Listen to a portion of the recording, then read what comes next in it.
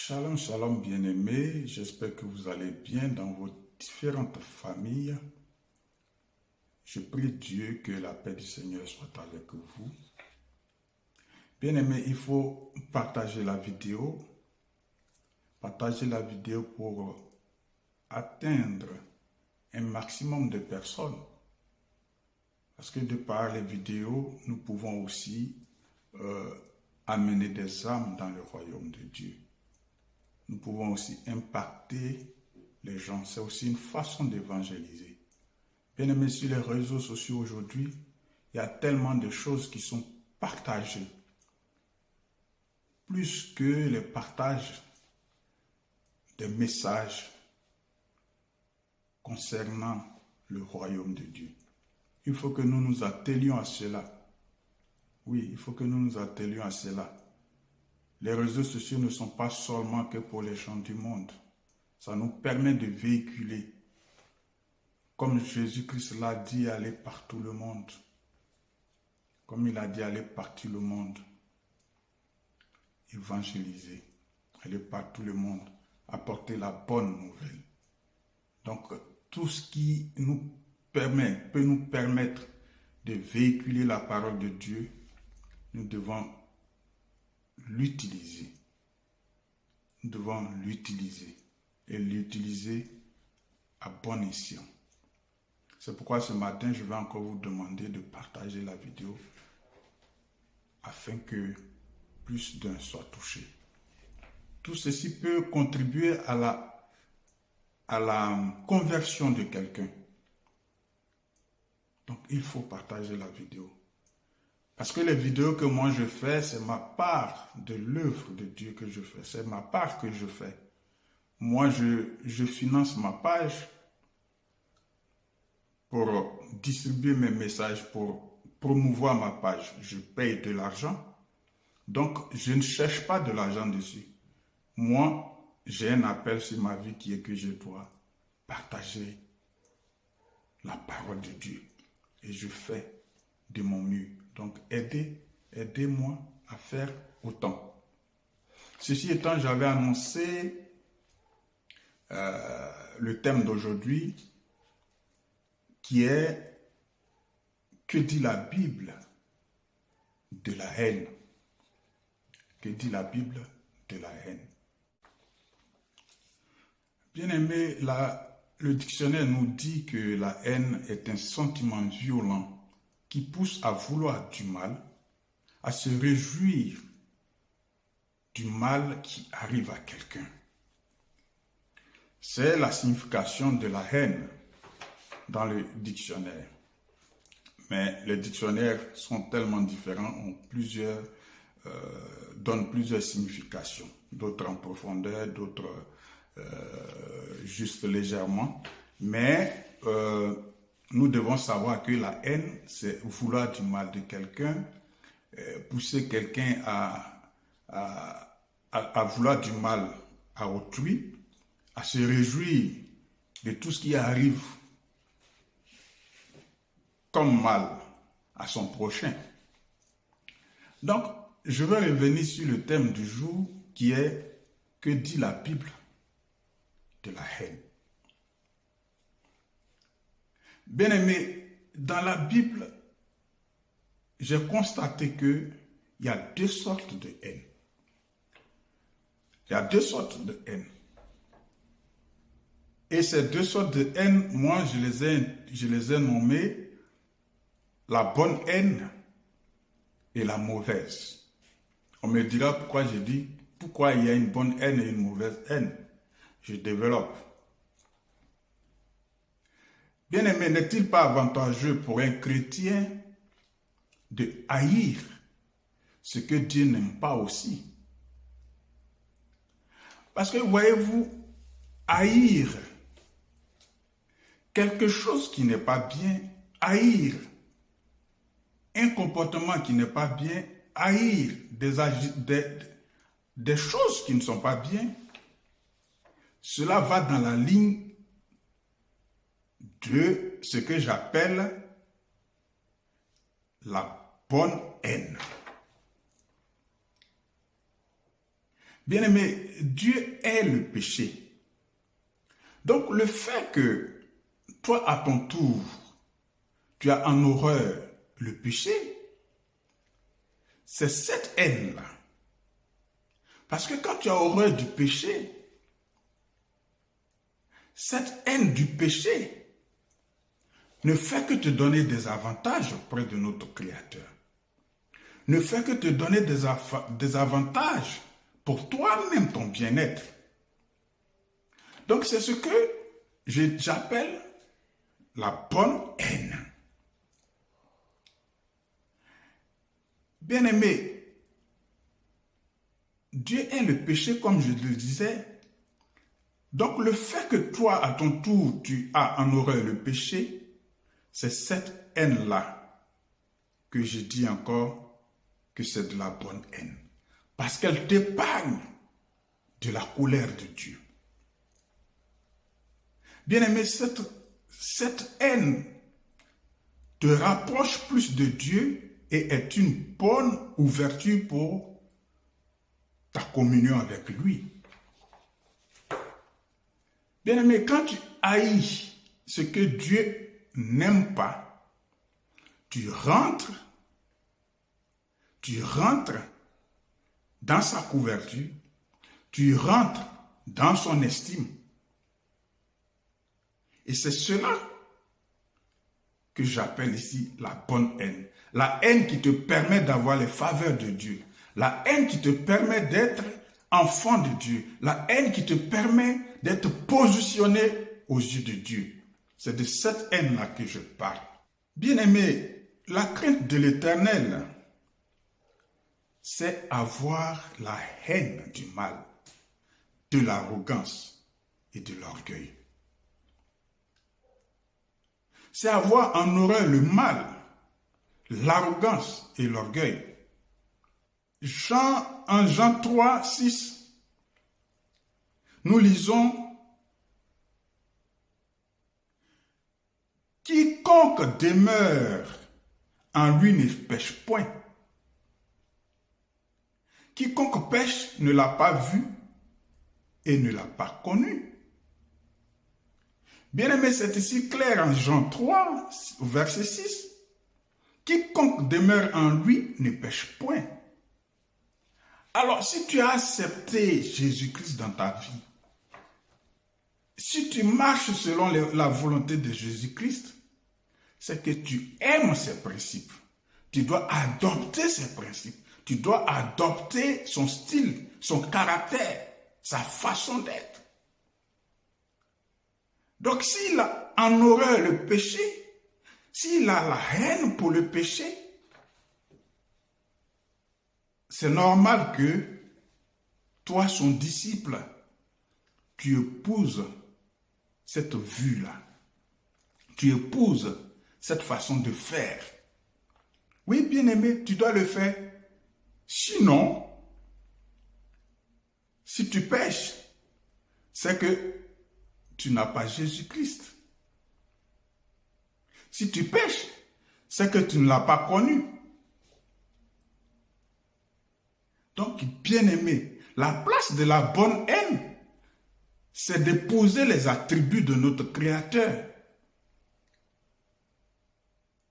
Et l'un des attributs de notre Créateur, c'est d'avoir la haine pour le péché.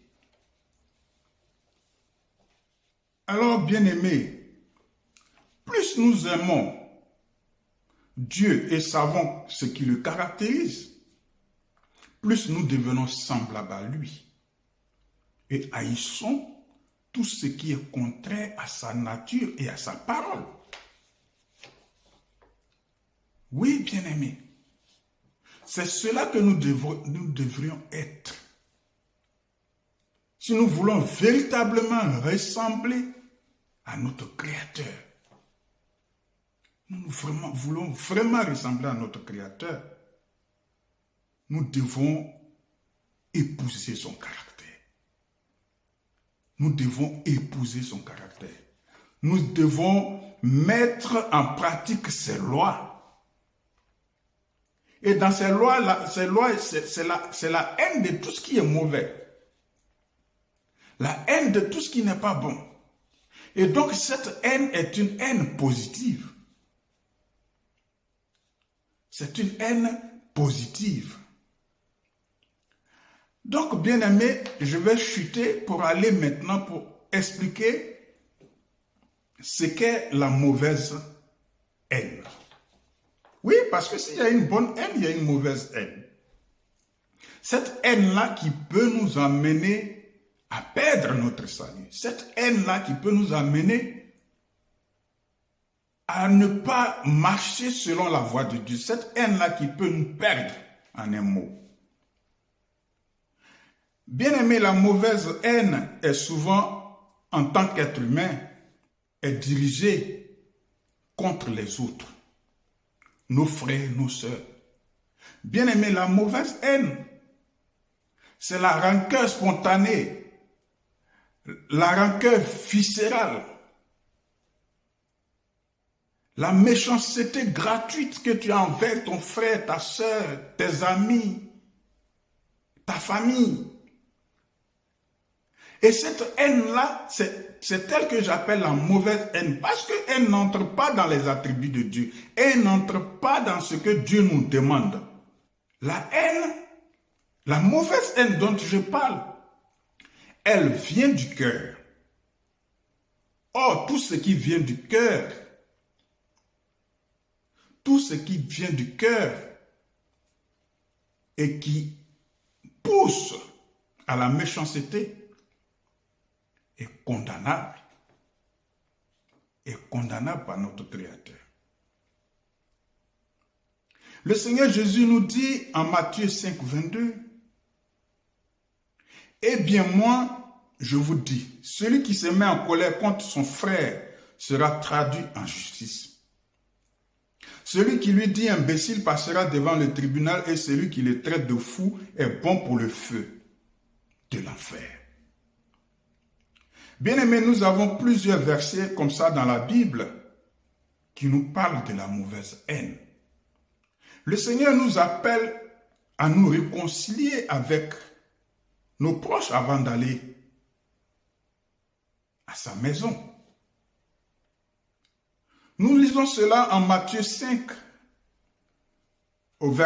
du verset 23 au verset 26. Prenez vos Bibles et puis méditez cette parole. Je vous ai donné le verset, il faut le lire. Il faut jeter un coup d'œil dans votre Bible. Bien-aimé, aux yeux de Dieu, le meurtre est condamné. Mais la haine est un péché du cœur. Je m'explique. Le meurtre, tu peux commettre un meurtre sans le vouloir. Tu peux commettre un meurtre par accident. Mais encore, c'est condamnable. Mais la haine vient du profond de toi-même. La haine vient de ton cœur. Donc ça veut dire que c'est quelque chose que tu as prémédité. C'est quelque chose que tu as voulu. Et quand quelque chose vient du cœur, c'est encore dangereux. Donc c'est pourquoi la Bible nous dit, le meurtre étant condamnable, ce n'est pas la haine qui vient du cœur qui ne doit pas être condamnée. Au contraire, c'est plus grave d'être quelqu'un qui haït les autres à longueur de journée, même à longueur d'année. Parce que ce qui vient de ton cœur, c'est censé être réfléchi. Ce qui vient de ton cœur, c'est censé être calculé. Par contre, le meurtre peut être un accident dans ton parcours.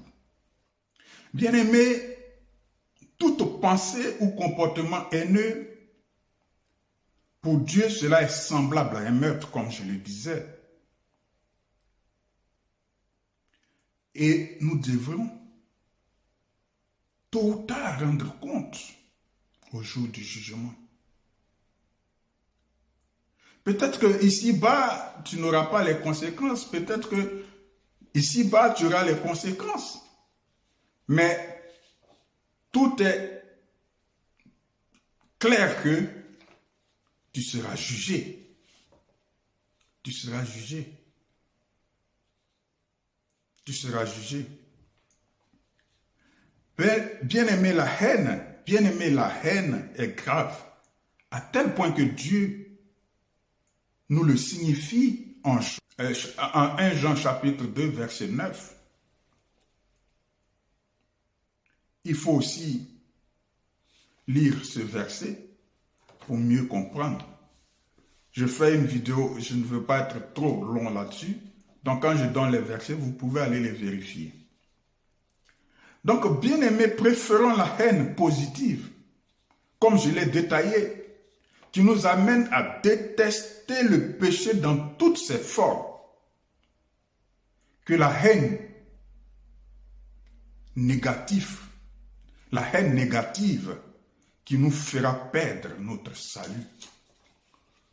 Oui, bien-aimés, j'ai tiré deux leçons de ce message.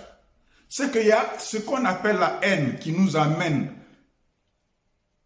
qui nous apporte le salut, et il y a une autre haine qui nous met en désaccord et en déphasage avec notre Créateur et avec la vie du chrétien que nous sommes. C'est pourquoi ce matin, bien-aimé, ce jour, je vais te dire, préférons la haine qui est bonne qu'à la haine qui est mauvaise. Parce que dans la Bible, comme je vous ai donné déjà un aperçu, vous allez faire des recherches pour trouver tout ce qui est mauvaise haine pour le chrétien et tout ce qui est bonne haine pour le chrétien. Vous verrez que il y a beaucoup de versets qui parleront de la bonne haine et beaucoup de versets qui vous situeront sur la mauvaise haine. La bonne haine, c'est simplement ce que notre Créateur n'aime pas, donc nous ne devrions pas aimer cela. Sinon, ça nous amène au péché éternel. C'est pourquoi ce jour, bien-aimé, sois conscient d'épouser le caractère de Dieu, le caractère de Jésus-Christ de Nazareth, afin d'être dans la bonne haine. Partagez la vidéo. Je vous adore. Dieu vous aime. Jésus-Christ est sauveur. Shalom chez vous. Paix dans vos maisons, vos familles. Et à partir d'aujourd'hui, pratiquez la haine positive. Shalom.